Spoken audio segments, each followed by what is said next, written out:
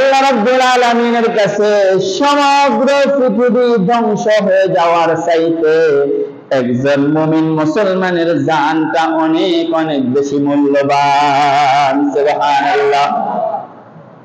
একজন মানুষ হত্যার চাইতে আল্লাহ রাব্বুল আলামিন বলেন সারা পৃথিবী ধ্বংস হয়ে গেলেও বড় কোনো বিষয় নয়, এটা হচ্ছে তুচ্ছ, এটা হচ্ছে খুবই নগণ্য।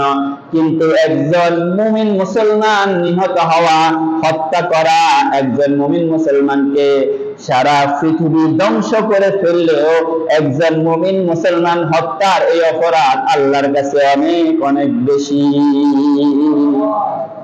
অথচ বিভিন্ন স্থাপনা ধ্বংসপ্রাপ্ত হয়েছে, মেট্রো রেল, এলিভেটেড এক্সপ্রেসওয়ে এবং অন্যান্য স্থাপনাগুলি, এর জন্য চোখের পানি ঢালা হয়, মায়া কান্না করা হয়।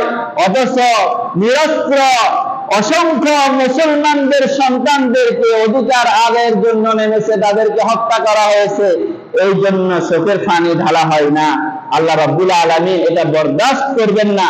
আল্লাহ রাব্বুল আলামিনের রাসূল বলেছেন লাযাওয়ালুদ দুনিয়া আহওয়ানু আলাল্লাহি মান ক্বাতালা রাজুলুন মুসলিমিন।